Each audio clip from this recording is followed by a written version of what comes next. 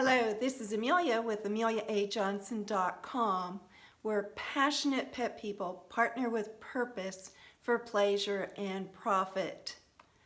What?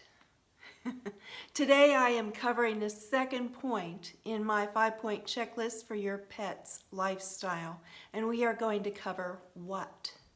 So be sure you subscribe to this channel, and that way you'll know what all 5 points are that I am going to cover from my decades of experience as a pet professional. So here we go. What? What are you going to feed your pet? And why is this important? There is so much written today about pet food. You can go on the internet and you can get different reviews of pet food.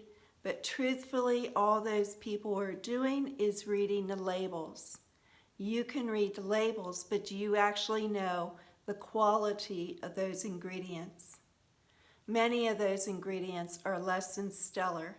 Think of it this way: if you were going to make a meatloaf and you bought absolutely the freshest, best ingredients, had the greatest spices in there, and baked it at the right temperature for the right time, wouldn't that meatloaf be tastier and be healthier than someone that bought meat that was discounted because it was going bad, or spices that had been in the cupboard for years, or burnt the meatloaf in the oven? Which do you prefer, and how do you know that what you are buying commercially is really good for your pet? The truth is, the science is still out on whether we should be feeding raw, commercial foods, canned foods, cooking for our pets. And I can go on and on that. In fact, I became a certified pet food nutrition specialist specifically to help my new puppy have the best life possible. I have a holistic vet that I use. She advocates feeding raw. Gusto does get some freeze-dried raw and dehydrated raw, and maybe a slip or two of raw, just as a mix, but he's not a totally raw dog. And I have found in my studies it's okay to mix the raw with the commercial feeds, because the digestibility factor is about the same. So there's no qualms with that. But I want to share some books for you, and these are recommended reading. And one of them is by a Richard S. Patton, who's a PhD, and his topic is Ruined by Excess and Perfected by Lack. Now, this gentleman has quite a record. He's been an animal nutritionist for 40 years. And he has worked in 25 countries and formulated diets for nearly every kind of animal. So what he says in this book is credible. So again, ruined by excess, perfected by lack. Basically, we are overfeeding our pets. Another book that I enjoyed reading, because you hear so much about pet allergies. And the first thing people say is, well, my pet's allergic to, when maybe your pet is only sensitive to and not allergic to. And the only way you're going to determine what your pet is allergic to is through an elimination diet. But this is Pet Allergies, Remedies for an Epidemic. And William Shatner has written a foreword. Now, I personally met William Shatner when I was a horse trainer. He was at the Governor's Ball in Louisville, Kentucky, which is an event I attended also, and I had a chance to speak with William Shatner. He truly is an animal lover, but in this book, he writes about his Doberman. He used to raise Dobermans. And his Doberman was diagnosed with Wobbler's syndrome. And he wasn't believing that. He didn't understand how that could happen. So he took his dog to another veterinarian, and it turned out his dog Heidi, her problem was, of all things, a beef allergy that severely affected her hind legs. Once beef was removed from her diet, she was fine. So it's not always, how do you think about this? It's not always chicken that they're sensitive to. It could be beef that they're sensitive to. Any ingredient that a pet has been eating for a long time, they can become sensitive to, and then you don't know the source of those ingredients. So that was just a simple example of how we need to dig deeper about what we're feeding our pets, whether it's a dog or a cat. Another book is Nature's Benefit for Pets, and it also covers the nutraceutical industry. So herbs, the supplements that your pets can benefit from for the skin and coat. So don't forget what supplements you're feeding, and be aware that you shouldn't always give supplements willy-nilly. Now the program I use with the kibble that Gusto gets also has a supplement line that complements the food that he gets. So I know I'm not overdoing the supplements, and in fact really complementing his diet, because despite what they say, commercial foods may be balanced, but that is for the maintenance of your pet. Each breed may need a certain supplement that's different than other breeds, and they can get that through the supplements that you provide. So that's something to consider. Here's another book, Optimal Nutrition. And this is about raw and cooked canine diets, the next level. And there is an example in here of how a show dog that looked really good and was winning in a show ring was actually getting a diet that provided more than triple the required amounts of calcium and phosphorus. The iodine content is greater than is considered healthy for the thyroid gland. And there are gross deficiencies of copper, iron, manganese, potassium, and zinc. So despite people telling you that it's easy to feed raw, be aware that you can really mess things up if you are not supplementing that raw diet. Another book that I read at the time was called Dog's Diet and Disease, because we want to know why. I wanted to know why my dog was hypothyroid, and there's another book out specifically on hypothyroidism because it's become so prevalent today. But this one was specifically for diabetes, pancreatitis, that's a biggie, Cushing's disease. I also had a dog with Cushing's disease, and more.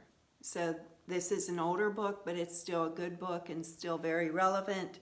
It is by Carolyn Levin, who is a nurse, but she also has a lot of input from other people here. And it's a very easy book to read. So a more recent book is Canine Nutrigenomics. And this is written by Dr. Jean Dodds. It's W. Jean Dodds, DVM.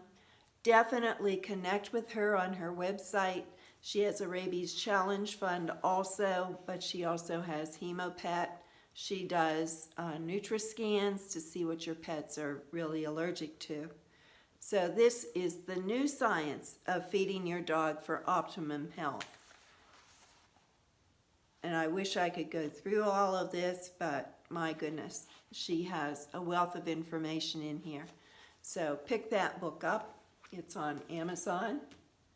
Let me see. And one of the more recent books, this was actually a webinar that I attended. It was called the Dog Cancer Series. Why are our dogs getting so much cancer? And unfortunately, most dogs over the age of 10 will die from cancer. So this was a work created by Dr. Karen Becker and Rodney Habib of Planet Paws, who got all of these veterinarians together, all of these scientists who were studying dog cancer. And Dr. Becker admitted that she was feeding her dog too much protein, but she didn't know it. So now they're advocating the ketogenic diet. You might want to check into that. So that's part of what are you going to feed your pet. The other part is what are you not going to feed your pet. And of course the same chemical preservatives and dyes are still in our pet foods and treats. Be careful with your treats. You want to avoid the propylene glycol. I have seen a dog just totally collapse from eating one of those soft, long treats, and I'm not going to name the name, but it was like a jerky treat, simply because it had too much propylene glycol and it just shut her down. And you know, $600 surgery later, we finally discovered what it was that her elderly pet owner was feeding her way too much of. So consider all those things that you should not be feeding your pet to, and most of them are the chemical preservatives and the red, yellow, blue dyes, things like that, the BHA, BHT, the avoxaquin. And it's unbelievable to me that these foods and treats still carry these ingredients. So, the next part of what are what toys are safe and engaging for your pet. Now, Gusto has been going through a lot of Shotzi's toys that as she got older she was no longer playing with, and he has now gotten to the stage where he's unstuffing most of the toys that he does have. But here's one that Shotzi had and he still loves, and this is a ball within a ball. And this ball, try and show it to you, actually has food in it. You can see the hole in this second ball where you put the food, and then Gusto can roll this ball around, get some exercise, and be rewarded with the food. This is, I think it's called a dazzle ball, but you'll find it on the internet. And now he's already going out to play with it. Another little toy that I got when he was a puppy from someone that was promoting it is a ball that you can put the food in, and a puppy, this is really good for puppies that are teething. The puppy can work through all of these little soft rubber teeth to get the kibble out. So that's a nice one.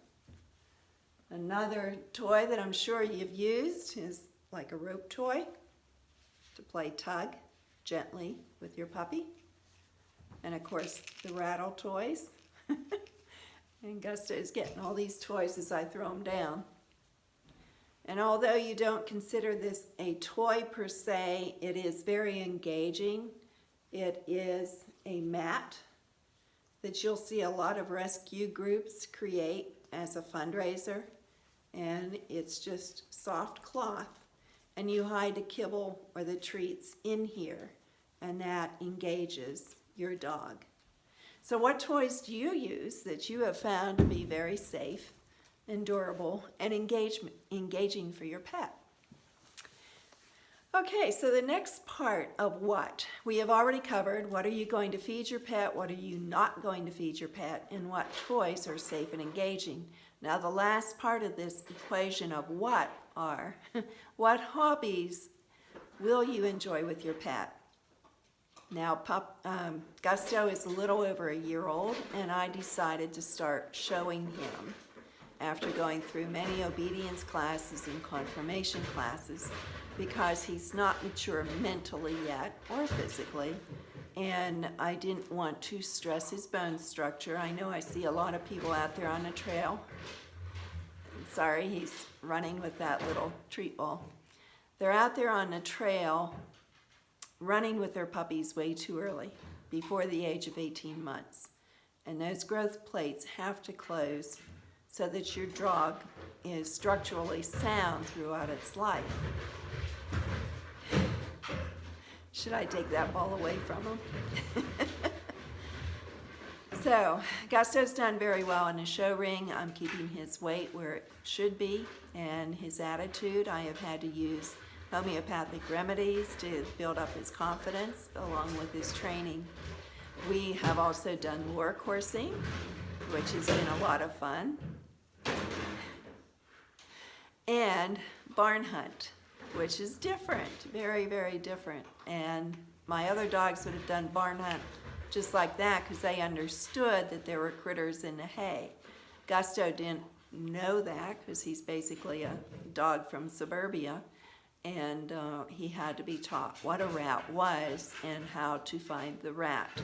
That is enclosed in a nice little safe container, so there's no harm done to the rat. Hopefully I only put a few kibble in there so he'll be done quickly. So what other activities can you do? Swimming. Gusto has gone swimming. He loves it. I want to introduce him to dock diving yet this month. Any hunting he does, he will do on his own. Any herding he does, maybe we'll get into that down the road, but that's an option for you. The dog park, we have helped create 2 dog parks now, so naturally he'll be an occasional visitor to the dog park, depending upon who is there that he can safely play with. He's not ready for therapy work, and he's not ready to be a reading tutor yet, or going into hospitals. Some breeds are very good for that. Some of these places are way too hot for certain breeds or claustrophobic. So, carefully evaluate your dog. I really should not have given that to him. And what other thing can you do? There, now he's done. What all can you do? So that's basically all I have for you today is what? What is it that you can do with your pet that is safe, feeding, not feeding, toys, and hobbies? What hobbies will you enjoy with your pet? Thanks for watching again. Remember to subscribe to this channel or visit my blog at ameliaajohnson.com, where I provide valuable information for you based on my decades of experience as a pet professional. Bye for now.